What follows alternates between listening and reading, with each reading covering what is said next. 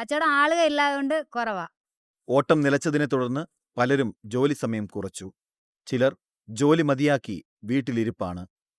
പ്രതിസന്ധി കണക്കിലെടുത്ത് വാഹനങ്ങളുടെ വായ്പാ തിരിച്ചടവിന് സർക്കാർ ആശുപത്രികൾ സജ്ജമാക്കുന്നതിന്റെ ഭാഗമായിട്ട് അത്തരമൊരു ഘട്ടമുണ്ടായാൽ സർക്കാർ ആശുപത്രികളെ മാത്രം ആശ്രയിക്കാൻ സാധിക്കില്ല. കാരണം 37,000 ബെഡുകൾ മാത്രമാണ് സംസ്ഥാനത്ത് സർക്കാർ ആശുപത്രികളുള്ളത്. അതുകൊണ്ട് തന്നെ സ്വകാര്യ ആശുപത്രികളെ കൂടി ഉൾപ്പെടുത്തിക്കൊണ്ട് ഒരുമിച്ച് ഒറ്റക്കെട്ടായി മുന്നോട്ട് പോകുക എന്നൊരു തീരുമാനമാണ് എടുത്തിട്ടുള്ളത്. അങ്ങനെ സ്വകാര്യ ആശുപത്രികളെ കൂടി ഈ ഒരു ശ്രമത്തിലേക്ക് തുടങ്ങിക്കഴിഞ്ഞു. അതോടൊപ്പം ഈ ആശുപത്രികൾ അത്തരമൊരു അടിയന്തര എല്ലാ കാര്യങ്ങളൊക്കെ തീരുമാനമായി, ഡ്രസ്സൊക്കെ എടുത്ത്. മെഡിക്കൽ കോളേജ് അടക്കം പിന്നെ മുത്തിന്റെ ആ ബ്ലൗസിന്റെ അളവ് കൊടുത്തു വിട്ടില്ലേ? ചേച്ചിയാണ് തയ്ക്കാൻ കൊടുത്തേക്കണതേ. അപ്പൊ അതിൽ വല്ല വ്യത്യാസം വരുത്തണോ അല്ലെ അതുപോലെ തന്നെ മതിയാന്ന് ചോദിച്ചു. ആണ് അത് തന്നെ മതിയല്ലേ? കാര്യം ശരി, നമ്മള് 2-3 കൊല്ലമായി സ്നേഹിക്കാൻ തുടങ്ങിയിട്ടെങ്കിലേ കല്യാണം ഉറപ്പിച്ചു കഴിഞ്ഞപ്പോ എനിക്ക് ആകെ ഒരു ടെൻഷൻ. എങ്ങനെയെങ്കിലും ഒന്ന് കണ്ടാ മതി എന്നാണ്.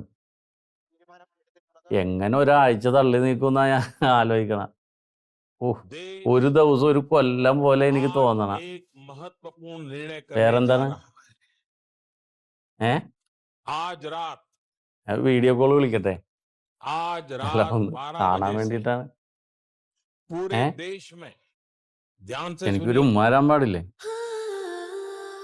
ഞാൻ തരാനാ?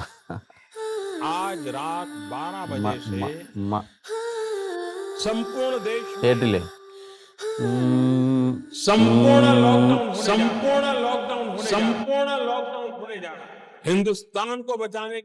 പിഞ്ചോളെ ചതിച്ചടി, ഞാൻ വിളിക്കാൻ കേട്ടാ. एक तरह से कर्फ्यू ही है. सीता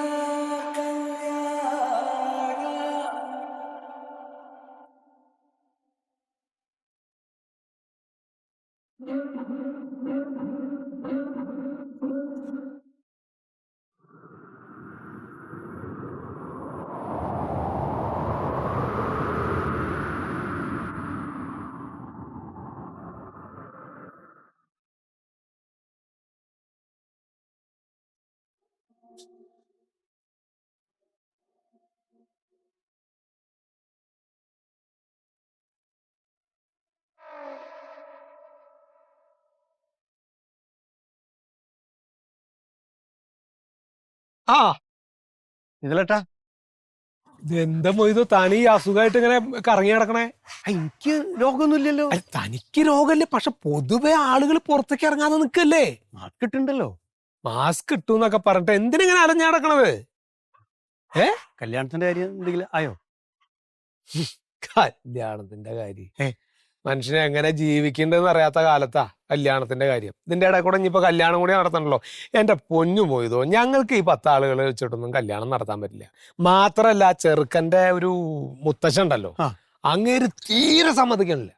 അല്ല ശരിയട്ടാ, അതല്ല ഈ 5-6 ആൾക്കാർ 50 ആൾക്കാരെ വരെ ഉൾക്കൊള്ളിക്കാന്ന് പറയണ്ടല്ലോ കല്യാണം. ഏടോ മൊയ്തു, ഈ 50 ആളുകൾ എന്ന് പറഞ്ഞാൽ ഞങ്ങളുടെയൊക്കെ കുടുംബത്തില് ഒരു ടീമിനെ വിളിച്ചു കഴിഞ്ഞാൽ ആ സെക്ഷൻ മുഴുവൻ വിളിക്കണം. അങ്ങനെ നോക്കുമ്പോ തന്നെ ഒരു 500 പേര് ചുരുങ്ങിയതുണ്ട്. പിന്നെ എങ്ങനെ വിളിക്കുക? അത് നടക്കണ കാര്യമല്ല, ഒന്നും നടക്കില്ല. ഇനിയിപ്പോ ഇതൊക്കെ മാറട്ടെ. അല്ല മാറാന്ന് പറഞ്ഞാൽ ഒരു കൊല്ലത്തേക്ക് പിന്നെ നടക്കണ്ടാവില്ല കേട്ടോ. മതിയല്ലോ, എന്തിനപ്പോ തിരക്കൂട്ടണത്? അങ്ങനെ പറയില്ല നിങ്ങൾ, ഞമ്മക്കൊക്കെ ജീവിക്കണ്ടേ. ഇപ്പൊ തനിക്ക് ജീവിക്കാൻ വേണ്ടിട്ട് ഇപ്പൊ എന്റെ മോളെ കല്യാണം കഴിച്ചു വിടാൻ പറ്റുമോ? നിങ്ങൾക്കറിയോ, കഴിഞ്ഞ 3 മാസമായിട്ട് 35 പരിപാടി എനിക്ക് ക്യാൻസൽ ആയത്. ആകെ പൊട്ടി പാളീസായിട്ട് നിൽക്കുകയാണ് ചെയ്തേട്ടാ. വീട്ടിലാണെങ്കിൽ അതിലേറെ കഷ്ടപ്പാടാ. ഭാര്യ ഈ മാസം പ്രസവമാണ്, അവൾക്ക് ഒരുപാട് ചെലവാണേ. ഞാൻ തന്നെ ഒന്ന് കാണണമെന്ന് വിചാരിച്ചിട്ട് ഇരിക്കുന്നു പോയതു. എന്തേ? അല്ല, ഞാൻ കുറച്ച് അഡ്വാൻസ് തന്നിരുന്നല്ലോ. അപ്പോ ഇതൊന്നും ഇപ്പോ തൽക്കാലം കൊണ്ട് നടക്കാനുള്ള ഒരു വട്ടം കാണാനില്ല. എന്നാ പിന്നെ താനത് അങ്ങോട്ട് തിരിച്ചു തരികയാണെങ്കിൽ എനിക്ക് കുറച്ച് കാര്യങ്ങൾ ഉണ്ടായിരുന്നു. ശരിയേട്ടാ, നിങ്ങള് ചങ്കിക്കൊള്ള വർത്താനം പറയില്ലേട്ടാ. നിങ്ങള് അഡ്വാൻസ് ഒക്കെ എന്റെ അടുത്ത് എപ്പ കഴിഞ്ഞെന്ന് ആകെ അണ്ണം മുട്ടി നിൽക്കുക. ഞാൻ അപ്പൊ കല്യാണം എങ്ങനെയെങ്കിലും നടന്നു കിട്ടുകയാണെങ്കിൽ കുറച്ച് പൈസ കയ്യിൽ ഒരു വെച്ചിട്ട് അപ്പൊ ഇങ്ങോട്ട് വന്നു. അതൊന്നും ഇപ്പൊ നടക്കില്ലടോ, കുറച്ച് കാലതാമസം എടുക്കും. എന്നാ പിന്നെ ഞാൻ പോട്ടെ ചേട്ടാ. എന്തേലും ഉണ്ടെങ്കിൽ ഞാൻ അറിയിക്കാം.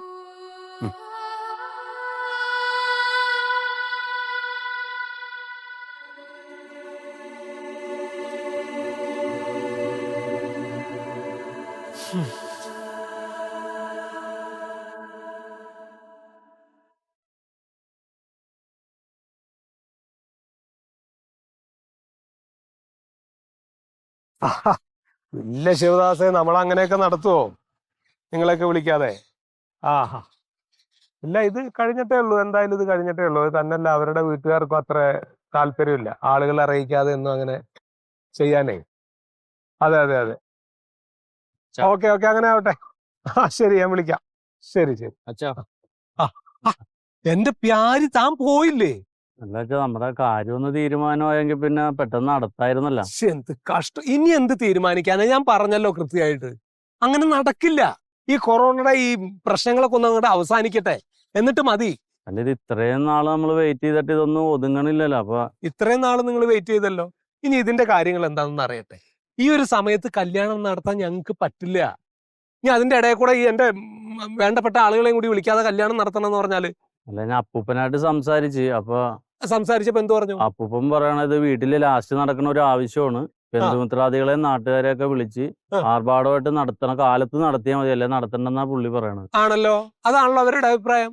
അത് തന്നെയാണ് എന്റെ അഭിപ്രായം. അല്ല, അപ്പൂപ്പന്റെ കാര്യം എന്ന് വെച്ചാൽ അപ്പൂപ്പനൊക്കെ പഴയ ആളുകളല്ലേ. അച്ഛൻ എന്ന് പറഞ്ഞാൽ പുരോഗമനമായിട്ട് ചിന്തിക്കണല്ലേ.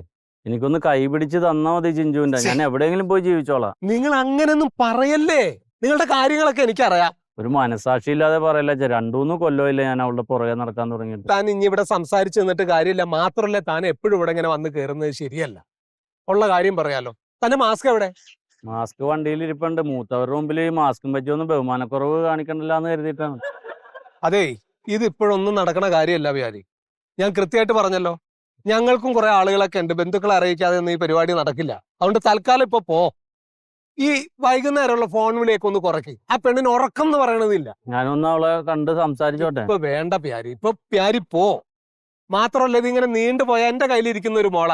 നല്ലൊരു ആലോചന വന്നാൽ എനിക്ക് എന്തെങ്കിലും ചെയ്യാതിരിക്കാൻ പറ്റില്ല. അച്ഛാ, നിങ്ങള് നിങ്ങളുടെ മുത്തച്ഛനോടോ ആരോടോ കാര്യം പറഞ്ഞിട്ട് നിങ്ങൾ തീരുമാനം എടുക്കും. അല്ലാതെ എനിക്ക് അങ്ങനെയൊന്നും ഒരു കുടുംബക്കാർ സമ്മതിക്കാതെ ഒന്നും എന്റെ മോളെ ഇറക്കി പറഞ്ഞയക്കാനൊന്നും പറ്റില്ല. ശരിയെന്നാ. അങ്ങനെ ആവട്ടെ.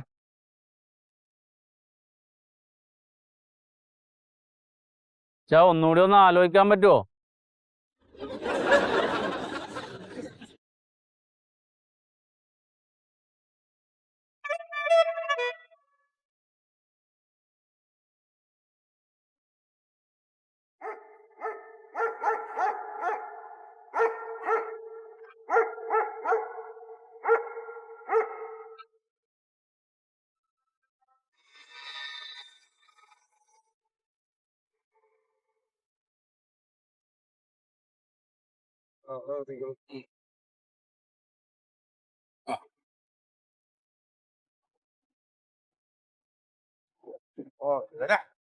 എന്റെ കുട്ടി എവിടെയാ?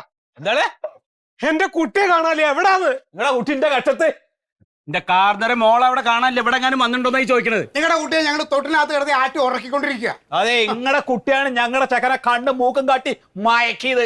അവളെ തന്നെ കല്യാണം കഴിക്കുള്ളൂ എന്ന് പറഞ്ഞ അവൻ എന്റെ പിന്നാലെ നടന്നത് കാർന്നരെ. എടാ, ഉണ്ണി കേറി നോക്കണേ. കണ്ണി കണ്ടിടത്തൊക്കെ ചുറ്റിത്തിരിഞ്ഞിട്ട് വീട്ടിനകത്ത് കയറരുത്. അസുഖമുള്ള സമയമാണ്. എന്റെ പെങ്ങളൊക്കെ ഉള്ളോ?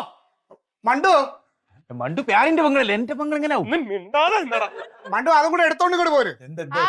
ഓല ഓലെ ആ